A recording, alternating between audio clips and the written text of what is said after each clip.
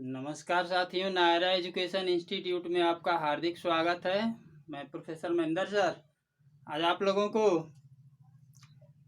सफर CTET 2023 का जो आपके सामने एग्जाम नज़दीक है उसको ध्यान में रखते हुए बाल विकास एवं अभिज्ञान जो आपके परीक्षा में 100% ये प्रश्न पत्र बनता है, इसको लेकर के आज आपके सामने रूबरू हुआ हूँ। मुझे आशा और विश्वास है कि ये सभी सिलेबस के आधार पर आपका मिला जुला रूप है। इसको ध्यानपूर्वक पढ़िएगा और आने वाली परीक्षा में जो है कि अपने प्रश्नों का उत्तर जो है सही सही दीजिएगा। तो साथियों, आज हम पहले प्रश्न की तरफ चलते हैं। बालक एक ऐसी पुस्तक है जिसका शिक्षक को आद्योपांत अध्ययन करना चाहिए। प्रश्न ये कह रहा है कि बालक एक ऐसी पुस्तक है जिसका शिक्षक को आद्योपांत अध्ययन करना चाहिए। इस कथन को किसने कहा है? इस कथन को किसने कहा है? इसमें 4 उत्तर हैं। प्लेटो, अरस्तु, रूसो और रास। प्लेटो, अरस्तु, रूसो और रास, इन चारों शिक्षा मनोवैज्ञानिकों में से किसी एक शिक्षा मनोवैज्ञानिक का कथन है कि बालक एक ऐसी पुस्तक है जिसका शिक्षक को आद्योपांत अध्ययन करना चाहिए। वो कौन है? प्लेटो, अरस्तु, रूसो और रास। बड़े ही ध्यानपूर्वक इसका उत्तर जो है, बालक का अध्ययन करने की बात की गई है। बालक का अध्ययन करने के लिए एक शिक्षा मनोवैज्ञानिक जिसने प्रकृति की ओर लौटो, प्रकृति के संरक्षण में बालक को सीखने के लिए स्वतंत्र छोड़ देना चाहिए, किसने कहा है? आप उत्तर समझ गए होंगे साथियों। ये उत्तर होगा रूसो का। अगले प्रश्न की तरफ हम चलते हैं। गेट्स महोदय हैं, इन्होंने कहा है कि अनुभव द्वारा व्यवहार परिवर्तन ही है। अनुभव द्वारा व्यवहार परिवर्तन ही क्या है? इसके ऑप्शन है चिंतन, सीखना, प्रेरणा, इनमें से कोई नहीं। 4 उत्तर है। तो गेट्स महोदय द्वारा जो अनुभव, इन्होंने कहा है कि अनुभव द्वारा व्यवहार में परिवर्तन, जब व्यक्ति का व्यवहार परिवर्तन होता है, जब किसी बालक अथवा व्यक्ति का व्यवहार परिवर्तन होता है तो कैसे परिवर्तन होता है साथियों? चिंतन के द्वारा परिवर्तन होता है, सीखने से परिवर्तन होता है, प्रेरणा से परिवर्तन होता है, इनमें से कोई नहीं। क्या है कि कोई बालक अथवा व्यक्ति का व्यवहार उसके अनुभव द्वारा परिवर्तन होता है। तो साथियों, ये चिंतन से नहीं हो सकता है, ये चिंतन नहीं होगा। प्रेरणा, प्रेरित होकर के किसी का व्यवहार हो सकता है, प्रेरित होकर के किसी का व्यवहार परिवर्तित हो सकता है किसी को देख करके, लेकिन ये उतना सटीक उत्तर नहीं दे रहा है। ये नहीं होगा, इनमें से कोई नहीं, ये भी नहीं होगा। ये सीखना, सीख करके किसी के व्यवहार को सीख करके व्यवहार परिवर्तन किया जा सकता है। ये गेट्स महोदय का कथन है। राइट। अगले क्वेश्चन की तरफ हम चलते हैं। अपने आप को प्रेम करने की प्रवृत्ति क्या कहलाती है? अपने आप को प्रेम करने की प्रवृत्ति कई बार आपके टेट सीटेट की परीक्षाओं में पूछा गया है, सुपर टेट में भी पूछा गया था। तो साथियों, अपने आप को प्रेम करने की प्रवृत्ति क्या कहलाती है? आत्म केंद्रित, अहंकारी, नार्सिसिज्म, इनमें से कोई नहीं। तो साथियों, अपने आप से प्रेम करने की जो विशेषता होती है वह स्व केंद्रित हो सकती है। कुछ उत्तर लग रहा है करीब करीब। अहंकारी भी हो सकती है, जो अपने आप से प्रेम करता है उसके पास अहंकार भी हो सकता है। नार्सिसिज्म, ये क्या होता है साथियों? एकदम जो भी उत्तर दिखाई दे रहे हैं इनमें से कोई नहीं, ये ऑप्शन तो पहले ही कट गया। ऑप्शन डी नहीं होगा। आत्म केंद्रित, अहंकारी, नार्सिसिज्म, ये उत्तर जो है आपके 3 दिख रहे हैं। इन 3 में से सब कुछ न कुछ एक दूसरे से मिल रहे हैं। तो साथियों, इसमें आत्म केंद्रित, अपने स्वयं को केंद्रित करने की बात कही गई, ये नहीं है। अपने आप को प्रेम करने की जो विशेषता होती है, ये अहंकारी भी नहीं होगी, ये होगा नार्सिसिज्म। इसको ध्यान दीजिएगा। नार्सिसिज्म ये ऐसी विशेषता है जिसमें व्यक्ति अपने आप को प्रेम करने लगता है। अगला प्रश्न, साहचर्य के नियम हैं।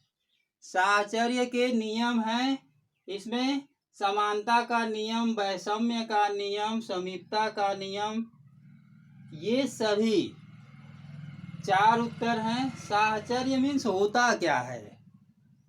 साहचर्य, इसको जब आप समझेंगे तो आपको समझ में आ जाएगा कि साहचर्य मीन्स होता क्या है। तो साथियों, यहाँ पर आपके लिए मैं छोड़ देता हूं, आप कमेंट में लिखेंगे कि साहचर्य मीन्स होता क्या है। इसके जो नियम हैं, समानता का नियम, वैषम्य का नियम, समीपता का नियम, आप जो है इसके नियम और ये सभी एकदम सब के सब सही हैं। ये तीनों नियम साहचर्य के नियम में आते हैं, इसको ध्यान दीजिएगा। अगला प्रश्न, 140 से अधिक बुद्धि वाला व्यक्ति, 140 से अधिक बुद्धि लब्धि वाला व्यक्ति या बालक किस श्रेणी में आता है? Very very most important question for CTET exam. बुद्धि से 100% एक क्वेश्चन आपका रखा हुआ है, अधिक भी हो सकता है। तो यहाँ पे 140 से अधिक बुद्धि लब्धि वाले बालक का किस श्रेणी में आते हैं?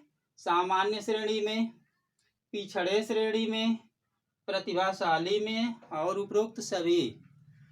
तो ये तो जान लीजिए कि 140 से अधिक जो बुद्धि लब्धि है, सामान्य, पिछड़ा, प्रतिभाशाली सब में नहीं होगा, ये तो पहले ही कट जाएगा। दूसरा है सामान्य, जब सब लोग एक समान हो जाएगा तो उसमें प्रतिभा नाम की चीज कहाँ से रहेगी, उसमें किसी का विशिष्टता कहाँ से आएगी, तो ये सामान्य भी कट जाएगा। पिछड़ा, 140 से अधिक बुद्धि लब्धि, जब कोई बालक सामान्य भी नहीं है, उससे भी नीचे है, तो ये भी कट जाएगा, पिछड़ा बालक। साथियों, ये होगा प्रतिभाशाली बालक। अगले क्वेश्चन के तरफ चलते हैं। चिंतन मानसिक क्रिया का ज्ञानात्मक पहलू है। चिंतन मानसिक क्रिया का ज्ञानात्मक पहलू है। इस कथन को कहने वाले शिक्षा मनोवैज्ञानिक शिक्षा शास्त्री कौन है? शिक्षा शास्त्री का नाम बताना है। चिंतन मानसिक क्रिया का ज्ञानात्मक पहलू है, किसने कहा है? स्किनर, रॉस, गेट्स, इनमें से कोई नहीं। तो साथियों, चिंतन के संबंध में जो परिभाषा दी गई है वो रॉस महोदय के द्वारा दी गई है। अगले प्रश्न की तरफ हम चलते हैं। संवेग की उत्पत्ति किससे होती है? संवेग की उत्पत्ति किससे होती है? इसके उत्तर हैं आदत से, मूल प्रवृत्ति से, शारीरिक विकास से, इनमें सबसे। जिसमें किसी का लत पड़ जाए, किसी कार्य को करने की लत पर, संवेग होता क्या है? ये जानना जरूरी है। संवेग, जब संवेग को जान जाएंगे तो इसका उत्तर जो है आपको पता चल जाएगा। संवेग, किसी वस्तु को देखकर, किसी वस्तु को देखकर उसके प्रति जो हमारा करंट विचार उत्पन्न होता है वो मेरा संवेग है। किसी को हमने देखा, उसके विषय में जो है हमने तुरंत सोचा कि ये है क्या, वही जो है संवेग है। तो साथियों, संवेग की उत्पत्ति आदत से नहीं होगी, इसका संबंध आदत से नहीं है, इसका संबंध शारीरिक विकास से भी नहीं होगा, ये सभी नहीं होगा। मूल प्रवृत्ति, जैसा कि आप मैकडूगल को सुने होंगे, 14 प्रकार की मूल प्रवृत्तियों को बताया है। हर एक मूल प्रवृत्ति का जो है एक एक संवेग भी उन्होंने बताया है। तो सीधा सीधा इसका उत्तर है कि प्रत्येक मूल प्रवृत्ति से ये जो है संवेग की उत्पत्ति होती है। राइट, चलिए अगले क्वेश्चन की तरफ चलते हैं। अभिप्रेरण के लिए अक्सर किस शब्द का प्रयोग किया जाता है? अभिप्रेरण, अभिप्रेरण के लिए अक्सर किस शब्द का प्रयोग किया जाता है? बताइए। संवेग है, भावना है, आवश्यकता है, ये सभी है। अभिप्रेरित हम किससे होंगे? किस शब्द की आवश्यकता होती है? संवेग की। संवेग जो है हमारे अंदर उथल पुथल मचाता है। किसी वस्तु को देख करके, मान लीजिए जो है कि सामने सांप आ गया, हम जा रहे हैं किसी रास्ते से, सामने सांप आ गया, तो क्या करेंगे? हमको उथल पुथल मचा देगा, हम क्या करेंगे? वहां से भाग जाएंगे। तो ये इससे प्रेरित होने के चांस नहीं है। भावना का संबंध हो सकता है अभिप्रेरण के लिए, लेकिन ये भी करीब नहीं दिखता है। आवश्यकता, ये सभी भी नहीं होगा। आवश्यकता, जब किसी वस्तु, पदार्थ, व्यक्ति की आवश्यकता हमें महसूस होती है तभी हम उससे क्या होते हैं? अभिप्रेरित होते हैं, प्रभावित होते हैं। राइट, चलिए अगले क्वेश्चन की तरफ हम चलते हैं। प्रयास एवं त्रुटि का सिद्धांत, प्रयास एवं त्रुटि का सिद्धांत के प्रतिपादक कौन है? प्रयास एवं त्रुटि के सिद्धांत के प्रतिपादक कौन है? इसमें जो है कई उत्तर हैं। पावलोव, स्किनर, हल, इसमें से कोई नहीं। प्रयास एवं त्रुटि का सिद्धांत किसने दिया है? पावलोव, पावलोव ने नहीं दिया है। अच्छा, पावलोव कहाँ के शिक्षा मनोवैज्ञानिक थे भाई? आपसे प्रश्न पूछा जा सकता है, आपके जो सामने परीक्षा है। पावलोव, पावलोव से कई प्रश्न आपसे बन सकते हैं। अधिगम के सिद्धांत में पावलोव कहाँ के निवासी थे? पावलोव ने किस सिद्धांत का प्रतिपादन किया है? पावलोव ने अपना प्रयोग किस पर किया है? ये तमाम क्वेश्चन बन रहे हैं। तो साथियों, पावलोव कहाँ के निवासी थे?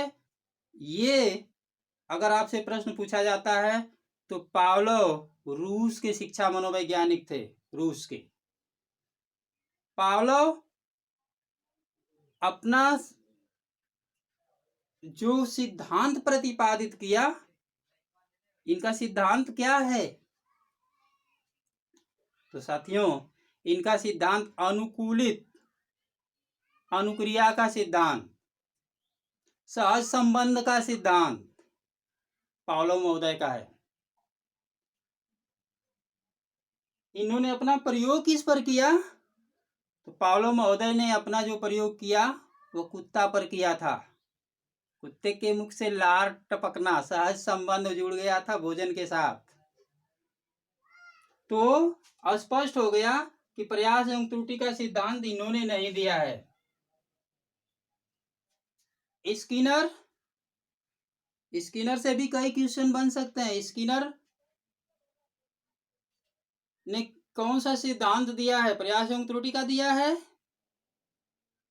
नहीं साथियों, स्किनर ने जिस सिद्धांत का प्रतिपादन किया है उस सिद्धांत का नाम है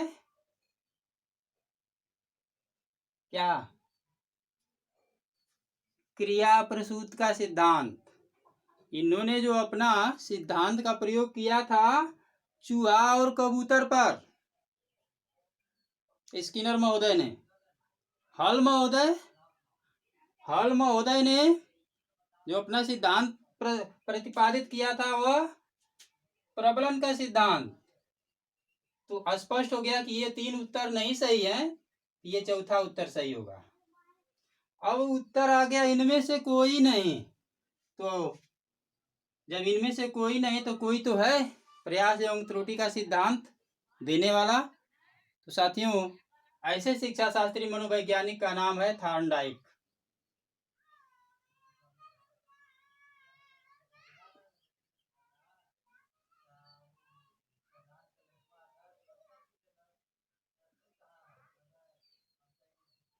थॉर्नडाइक महोदय ने प्रयास एवं त्रुटि का सिद्धांत दिए हैं। थॉर्नडाइक कहाँ के निवासी थे? प्रश्न पूछा जा सकता है। अमेरिका के निवासी थे। अगले प्रश्न की तरफ हम चलते हैं। स्मृति सीखी हुई वस्तु का सीधा उपयोग है। स्मृति सीखी हुई वस्तु का सीधा उपयोग है। इस कथन को कहने वाले कौन हैं?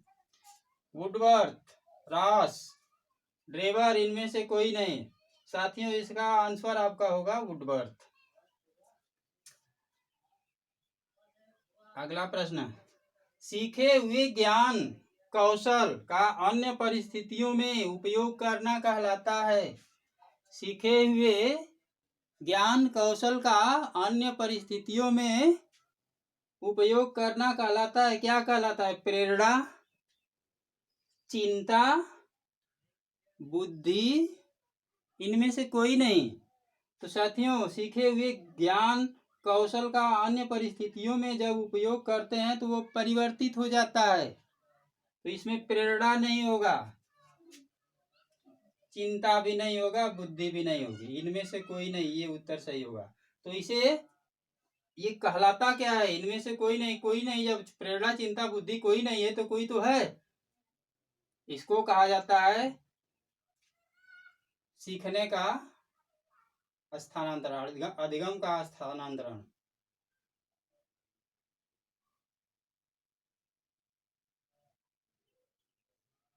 अधिगम का स्थानांतरण, ध्यान दीजिएगा। अगला क्वेश्चन, लास्ट क्वेश्चन है। रुचि का संबंध है, रुचि का संबंध है अवधान, योग्यता, 1 और 2, ये मतलब दोनों, अवधान भी है योग्यता भी है। ये तीसरा ऑप्शन दोनों, इनमें से कोई नहीं। तो साथियों, रुचि कहते किसे हैं? रुचि का आशय क्या होता है? एक बार यूपी टेट की परीक्षा में पूछा गया था कि रुचि का अर्थ होता है, तो रुचि का अर्थ होता है अंतर स्पष्ट करना, अंतर करना। कुछ लोग चकमा खा गए। चकमा इस बात का है कि रुचि का आशय अंतर स्पष्ट करना। अंतर करना इसलिए होता है कि आप किसी कपड़े वाले दुकान पे जाएं और दुकानदार आपको जो है ढेर सारे कपड़े दिखाने के लिए सामने रख देता है, तो आप क्या करते हैं? अंतर करते हैं। क्यों अंतर करते हैं? कि सारे कपड़े की आपको जरूरत नहीं, जरूरत तो उसकी है जिसको आपको ले लेना है, जिसको आप पसंद करते हैं। तो रुचि का संबंध पसंद से होता है, अंतर करने से होता है। आप सबको अलग कर देते हैं, एक का चॉइस करते हैं। चुनाव करना, पसंद करना, अंतर करना, ये रुचि का होता है। तो रुचि आपका, आपकी योग्यता से है रुचि का संबंध, अवधान से है, दोनों से है, इनमें से कोई नहीं। किससे है भाई रुचि का संबंध? रुचि का संबंध योग्यता से कोई मतलब नहीं है, तो ये कट जाएगा। इनमें से कोई नहीं, ये भी कट जाएगा, ये सीधा सीधा अवधान से। जहाँ पे हमारा ध्यान केंद्रित होगा वहीं हमारी रुचि होगी।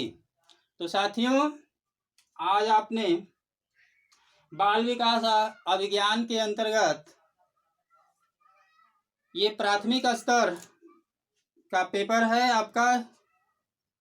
जुलाई सीटेट का जो एग्जाम होने जा रहा है, इसमें आपका अब बाल विकास अभिज्ञान के अंतर्गत जो आपने पढ़ा, पहला क्वेश्चन, बालक एक ऐसी पुस्तक है जिसका शिक्षक को आद्योपांत अध्ययन करना चाहिए। इसका उत्तर होगा रूसो। गेट्स के अनुसार अनुभव द्वारा व्यवहार परिवर्तन ही क्या कहलाता है? सीखना। साथियों, इसमें डबल क्वेश्चन बन सकता है। अनुभव द्वारा व्यवहार में परिवर्तन ही सीखना है, किसने कहा है? तो इसका उत्तर हो जाएगा गेट्स महोदय। नेक्स्ट, अपने आप को प्रेम करने की जो प्रवृत्ति होती है उसको जो है नार्सिसिज्म कहते हैं। साहचर्य के नियम, समानता का नियम, वैषम्य का नियम, समीपता का नियम, ये सभी हैं साहचर्य के नियम। इसको उलट करके पूछ सकता है साथियों, पूछ सकता है कि समानता का नियम, वैषम्य का नियम, समीपता का नियम किस नियम के अंतर्गत आता है? तो साथियों, ये साहचर्य के नियम के अंतर्गत। 140 से अधिक बुद्धि लब्धि वाले बालक जो एक प्रतिभाशाली बालक होते हैं। चिंतन मानसिक क्रिया का ज्ञानात्मक पहलू है, ये रास महोदय का कथन है। संवेग की उत्पत्ति मूल प्रवृत्ति से होती है। अभिप्रेरण के लिए जो है जिस शब्द का प्रयोग किया जाता है उसको हम आवश्यकता कहते हैं। प्रयास एवं त्रुटि का सिद्धांत अमेरिका के निवासी थॉर्नडाइक ने दिया। स्मृति सीखी हुई वस्तु का सीधा उपयोग है, ये रास वुडवर्थ ने कहा है। सीखे हुए ज्ञान कौशल का अन्य परिस्थितियों में उपयोग करना अधिगम का स्थानांतरण कहलाता है। और रुचि का संबंध अवधान से होता है, ध्यान से होता है। तो साथियों, आज आपने 1 दर्जन क्वेश्चन को पढ़ा। मुझे आशा और विश्वास है कि आपको अच्छा लगा होगा, अच्छा लगेगा। तो एक बार जरूर जिन साथियों ने, जिन भाइयों एवं बहनों ने मेरे चैनल को अभी तक सब्सक्राइब नहीं किया है, आप उसे सब्सक्राइब कर दें, लाइक कर दें, बेल आइकन दबाना न भूलें। बेल आइकन दबाने से आप के लिए मेरा हर वीडियो का नोटिफिकेशन तुरंत मिलता रहेगा। जब भी मैं वीडियो अपलोड करूंगा आपको नोटिफिकेशन चला जाएगा। इन्हीं बातों के साथ आज का कार्यक्रम मैं समाप्त करता हूं। नमस्कार, जय हिंद।